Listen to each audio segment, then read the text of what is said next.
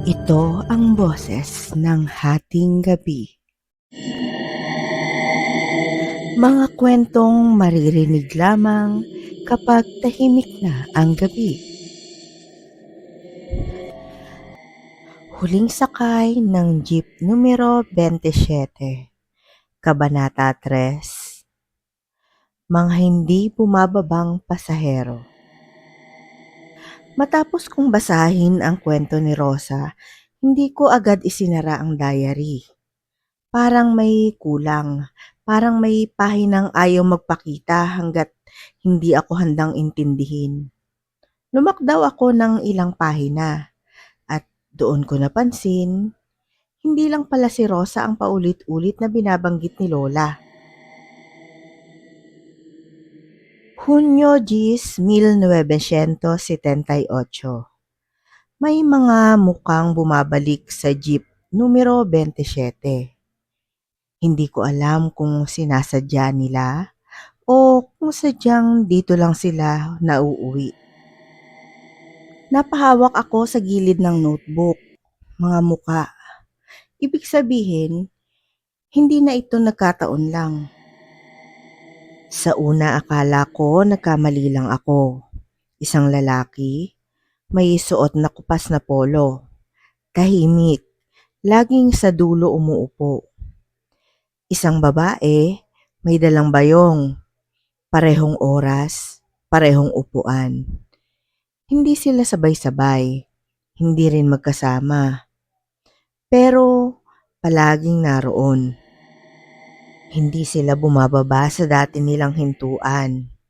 Minsan, lumalagpas. Minsan, nananatili kahit wala ng ilaw sa kalsada.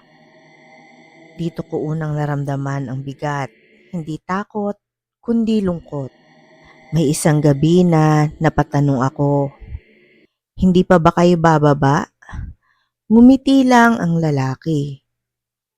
Sandali pa, sabi niya. May hinihintay pa ako. Hindi ko na tinanong kung ano. May mga sagot na mas mabigat kapag sinunod mo pa. Napansin ko tuwing 10:30, pare-pareho ang itsura ng mga sakay. Pagod, tahimik, parang may dinadalang desisyon na hindi natuloy. Napahinto ako sa pagbabasa.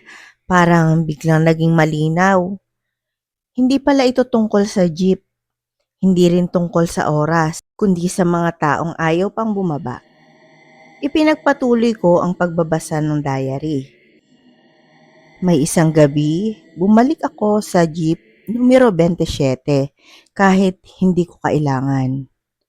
Hindi ako pagod, hindi ako late.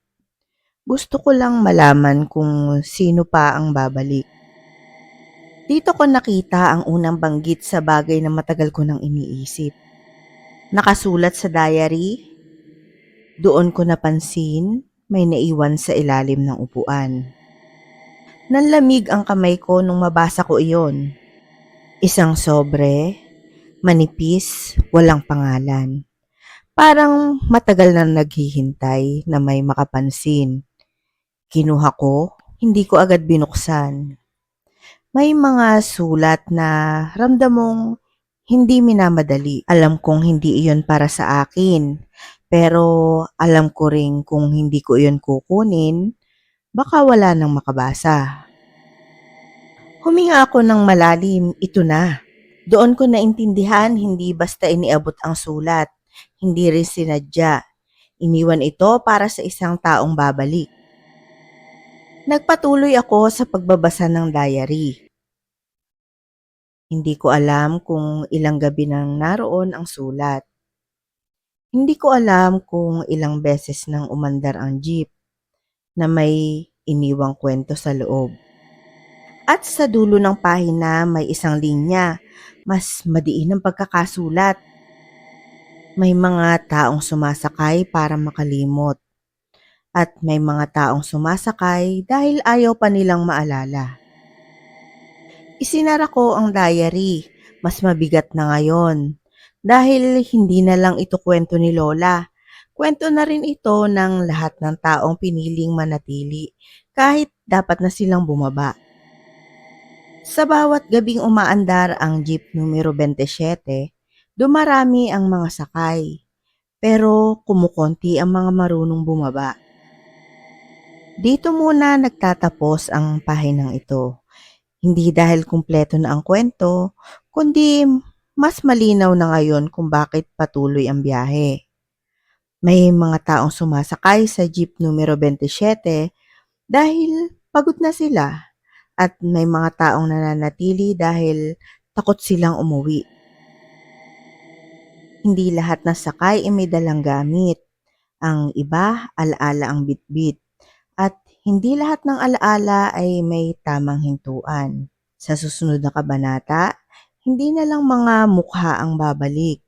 May isang pasaherong palaging nasa dulo ng upuan, hindi nagmamadali, hindi nagtatanong, at parang matagal nang naghihintay ng may makapansin.